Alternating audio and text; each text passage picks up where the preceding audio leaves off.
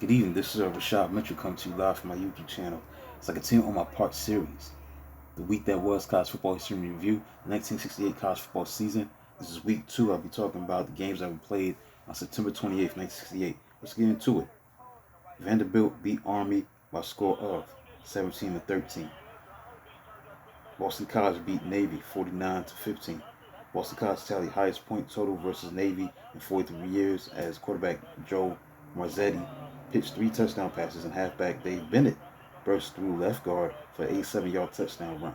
The Middies halfback Jerry Bosley scored twice, but sophomore quarterback Mike McNullen was forced to run for his life under pressure from Eagles defensive tackle John Fitzgerald and defensive end Paul Cavanaugh. Florida, the number 5 team in the country, beat Florida State 9-3 as tough Gators defense refused to break even when Florida State advanced to the first and goal twice at Florida 4-yard line. Seminoles managed only kicker Grant Guthries 21-yard field goal in the second quarter during their 2 opportunities. This had Florida coach Ray Graves nibbling his fingernails. When FSU kept taking chances, I kept thinking we couldn't possibly hold them off all day.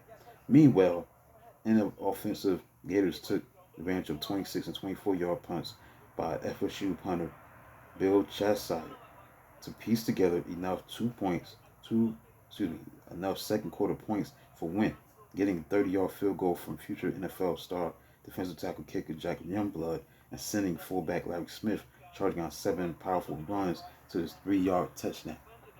Seminoles wide receiver Ron Sellers, who had 50 yards receiving on 6 catches, felt he was open, but heavy pass rush by the Gators kept him getting passes for big gains.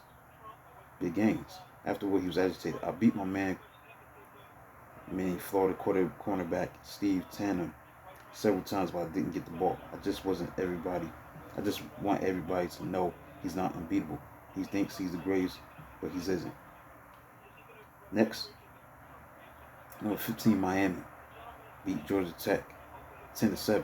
Seeking revenge for a 49-7 pacing by Hurricanes late in the 1967 season, Georgia Tech used Coach Bud Carson's masterful defensive plan to virtually eliminate first half offense of Miami. Biggest threat came at defensive back Tony Starward's interception put Kings at Atlanta's 31-yard line. Georgia Tech held and forced missed field goal early in the second quarter. Quarterback Larry Good hit wide receiver John Sayers for a 27-yard gain and gave Yellow Jackets 7-0 halftime lead with a 3-yard touchdown run.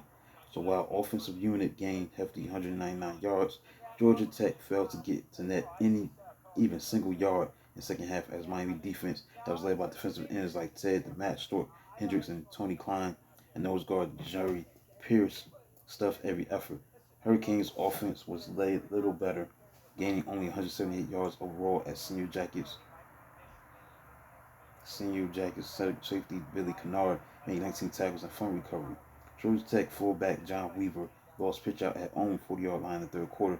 Hurricanes halfback Vince Opolsky capped the touchdown drive with a 1-yard run. Late in the third quarter, Hendricks swooped on fumble, and although Tech held, kicker Jim Huff hit the game-winning 27-yard field goal. Ohio State, number 11 team in the country, beat Southern Methodist 35-14. Big Horseshoe Stadium in Columbus had its sky filled with footballs because sophomore quarterback Chuck Henson launched 37 for 69 for 417 yards, all LSU team passing records for completions, attempts, and yards. Key to the victory was clutch Iowa State defense that picked off 5 Henson passes to halt drives at its 9, 15, 18, 2, and 10-yard lines.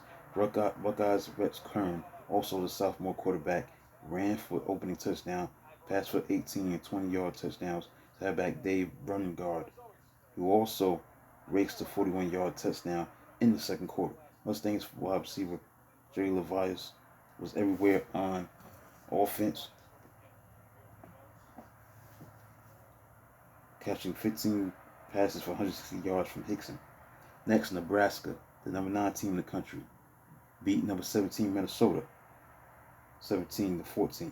Nebraska frustrated scoring opportunities with 5 turnovers through 3 quarters as Minnesota led 14-7.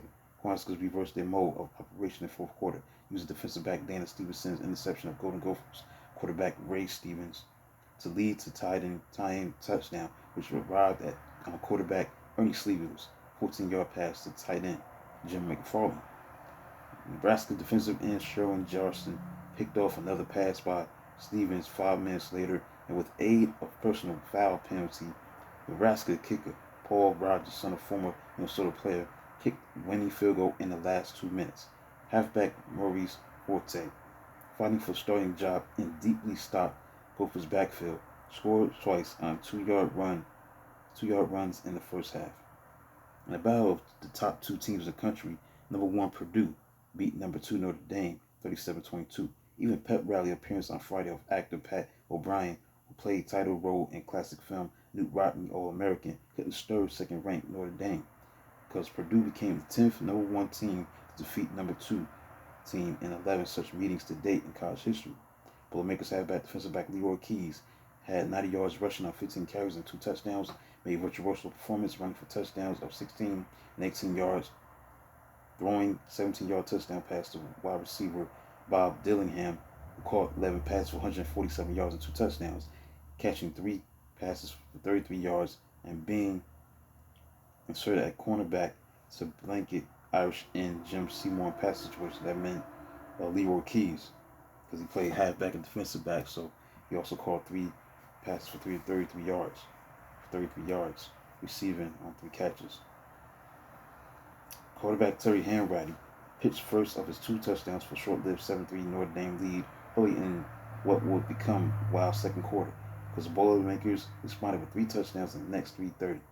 Keys, as wide receiver, caught third down pass at Notre Dame 25-yard line and soon followed with a 16-yard sweep around left end for touchdown.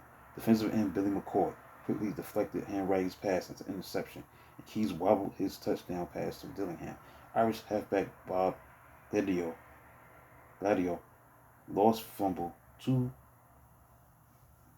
plays after kickoff, and Purdue quarterback Mike Phipps hit Dillingham for 16-yard score. Purdue became the first team to beat the Irish of Notre Dame in consecutive years since the arrival of Ira Parseghian as Notre Dame coach in 1964. Next, in the battle of 2 top 20 teams, number 12 Kansas beat number 13 Indiana 38-20. Mentor of current season surprise team was passed from 1967 Hoosiers to the 1968 Kansas Jayhawks, which was on its way to nation scoring leadership.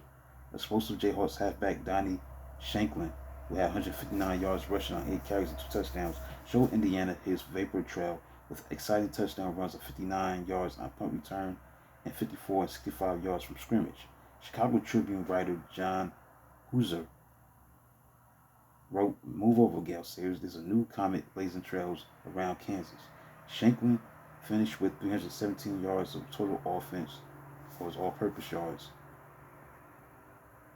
Shanklin finished with 317 all-purpose yards. Fullback John Riggins busted ahead for 76 yards on 12 carries and was especially effective with 34 yards on opening drive to his 1-yard touchdown plunge.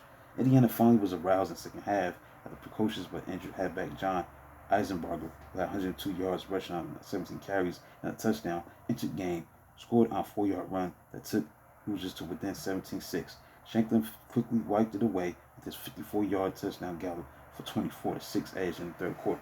Eisenbarger flipped 14-yard touchdown pass to wide receiver Bob Douglas, but other Bobby Douglas, Kansas quarterback, raced 71 yards to score later in the fourth quarter for overwhelming 31-12 edge. Next, Texas Tech upset number 6 Texas 31-22 as the Red Raiders surprised Texas with halfback Roger Freeman's 3 touchdowns and safety Larry Alford's 84-yard punt return for a touchdown. Freeman rushed 68 yards on 13 carries, caught 2 passes for 30 yards, including an initial 21-yard touchdown from quarterback Joe Matulich. Trailing 21-0 at halftime, the Longhorns scored all of their points in the third quarter as tailback Chris Gilbert went 6 yards for the touchdown and fullback Steve Worcester battled over twice. Alford contributed another 49-yard punt return that led to another touchdown by Tech, and kicker Ken Vinyard clicked on 23-yard field goal with 7:16 to play to clinch the upset win for the Red Raiders of Texas Tech. And finally, Stanford beat Oregon by a score of 28-12.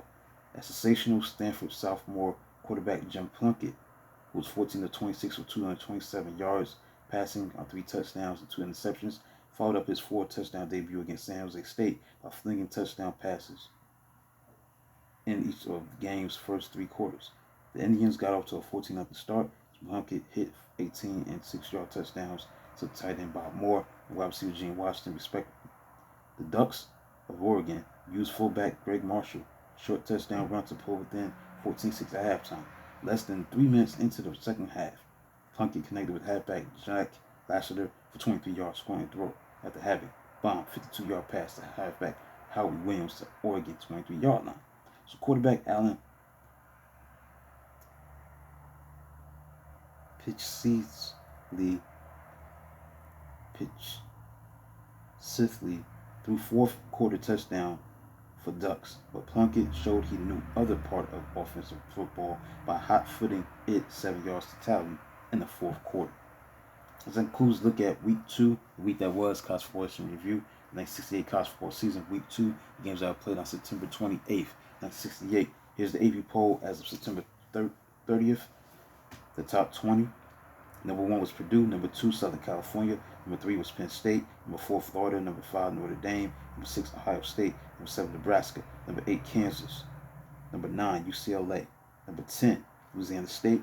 Number 11, Alabama. Number 12, Houston. Number 13, Miami. Number 14, Arizona State. Number 15, Tennessee. Number 16, Georgia. Number 17, Texas A&M. Number 18, California. And number 19, Michigan State. And number 20, Arkansas. So that concludes a look at the week that was college football history review, the 1968 college football season, the games that were played during week 2 on September 28th, 1968. Please like and subscribe and comment on the channel. Do videos magnitude tomorrow. Until then, talk to you soon.